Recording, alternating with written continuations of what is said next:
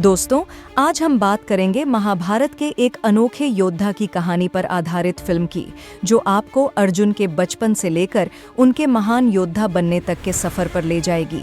ये कहानी एक अद्भुत सफर है, जहां अर्जुन के जीवन के कई अनसुने पहलुओं को दिखाया गया है। तो चलिए शुरू करते हैं। फिल्म की शुरुआत होती है विराट नगर के राजकुमार उत्तर से, जो अपनी एक दासी बृहन्नला से एक कहानी सुनने की जिद करता है। दासी उसे अर्जुन की प्रेरणादायक कहानी सुनाने लगती है। कहानी हमें हस्तिनापुर के राजा पांडु के पास ले जाती है। पांडु राज सिंहासन को अपने भाई धृतराष्ट्र को सौंपकर वन में तपस्या करने चले जाते हैं। वहां देवताओं के आशीर्वाद से उनके 5 पुत्र होते हैं, लेकिन पांडु की असमय मृत्यु के बाद उनकी बड़ी पत्नी कुंती अपने बच्चों को लेकर हस्तिनापुर लौट आती हैं। हस्तिनापुर में पांडवों की परवरिश गुरु द्रोणाचार्य के आश्रम में होती है। अर्जुन गुरु द्रोण के सबसे प्रिय और कुशल शिष्य बनते हैं। उनका युद्ध कौशल ऐसा होता है कि उनके भाई तो दूर, 100 कौरवों में से भी कोई उनकी बराबरी नहीं कर सकता था। लेकिन दोस्तों, अर्जुन की ये राह इतनी आसान नहीं थी। दुर्योधन पांडवों से गहरी जलन रखता था। उसने कई बार भीम को मारने की कोशिश की, लेकिन हर बार असफल रहा। उधर राजमहल के एक बड़े आयोजन में कर्ण और अर्जुन का सामना होते होते बचा, क्योंकि गुरु द्रोण ने कर्ण को अयोग्य घोषित कर दिया।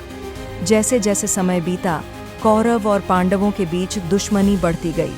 दुर्योधन ने एक बार पांडवों को वारणावत के महल में जलाकर मारने की साजिश रची, लेकिन पांडव चतुराई से बच निकले। इस दौरान अर्जुन ने द्रौपदी का स्वयंवर जीतकर उनसे विवाह किया, लेकिन असली साजिश तब शुरू होती है जब शकुनी मामा के साथ मिलकर दुर्योधन ने चौसर के खेल में पांडवों से उनका सब कुछ छीन लिया। युधिष्ठिर ने अपनी पत्नी द्रौपदी तक को दांव पर लगा दिया। द्रौपदी का अपमान पूरे दरबार के सामने हुआ, लेकिन अर्जुन कुछ नहीं कर सके।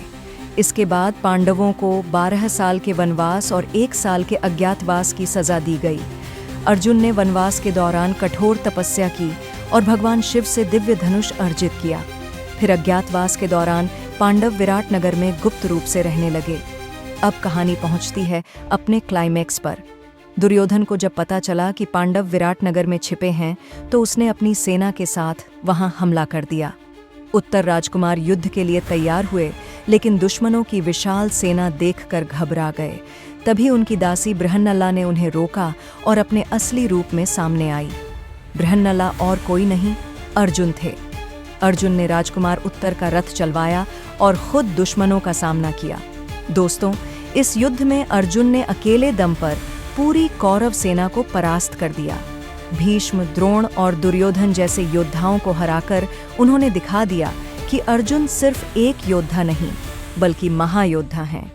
तो दोस्तों, ये थी अर्जुन के जीवन की प्रेरणादायक कहानी, जो हमें सिखाती है कि साहस, तपस्या और मेहनत से कुछ भी हासिल किया जा सकता है।